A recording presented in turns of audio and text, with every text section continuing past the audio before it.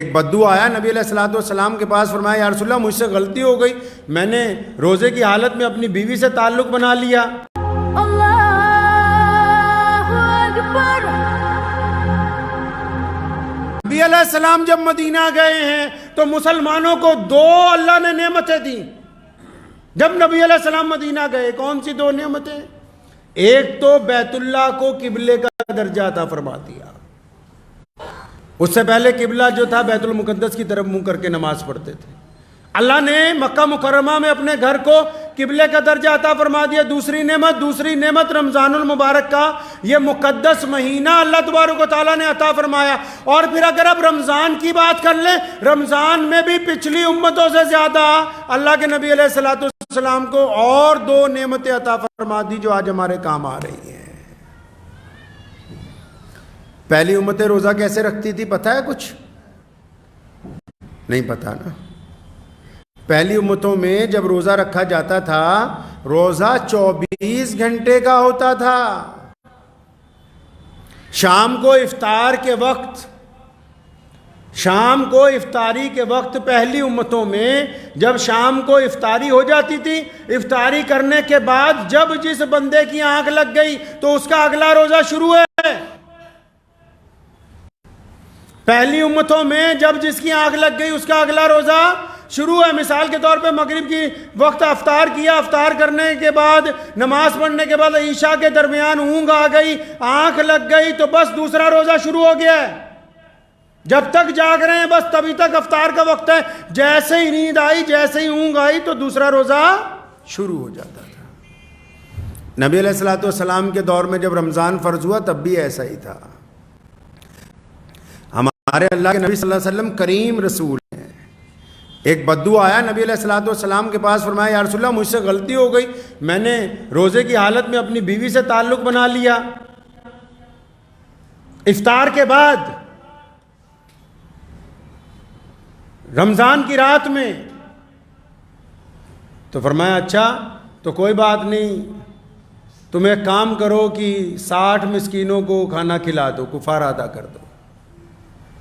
تو اس نے کہا یا رسول اللہ میں تو خود مسکین ہوں، میں خود بڑا غریب آدمی ہوں، میں 60 لوگوں کو کھانا نہیں کھلا سکتا ہوں۔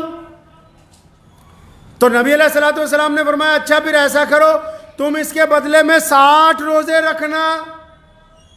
کہنا یا رسول اللہ ایک روزے میں اتنا بڑا کام ہو گیا، 60 روزوں میں کیسے میں اپنے آپ کو سنبھالوں گا، 60 میں کیا ہوگا میرے ساتھ؟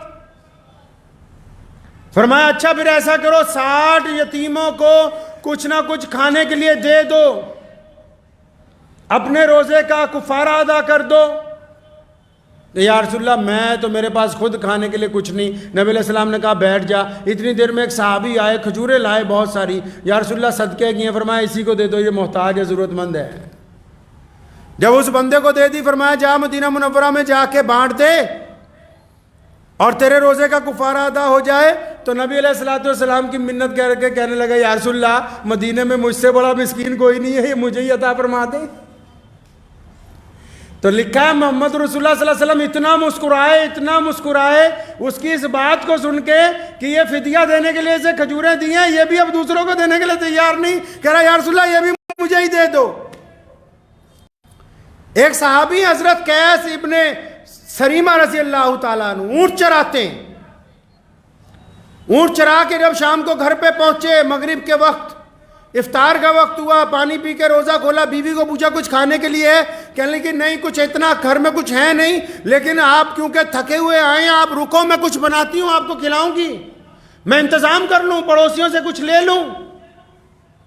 اب وہ جو سامان اکٹھا کرنے لگی کچھ بنانے کے لیے تو اتنی دیر میں قیس کی آنکھ لگ گئی۔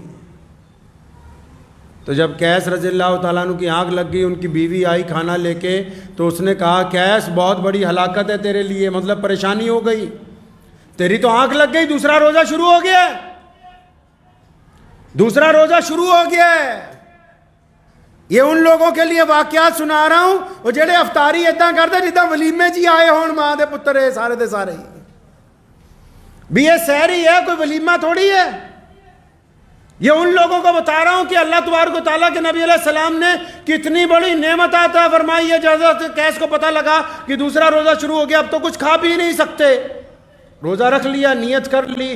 ظہر کے وقت جب مسجد نبی صلی اللہ علیہ وسلم میں گئے، بھوک کی شدت کی وجہ سے، کیونکہ لگاتار افطاری کے بعد نہ افطاری ہوئی نہ سحری ہوئی، دوسرا روزہ شروع ہو گیا. جب وہاں گر گئے، بے ہوش ہو گئے، نبی علیہ السلام نے وجہ معلوم کی تو فرمایا یا رسول اللہ کیونکہ اس کی آنکھ لگ گئی تھی، دوسرا روزہ شروع ہو گیا، قیس کو موقع نہیں ملا افطار کا نہ سحر کا.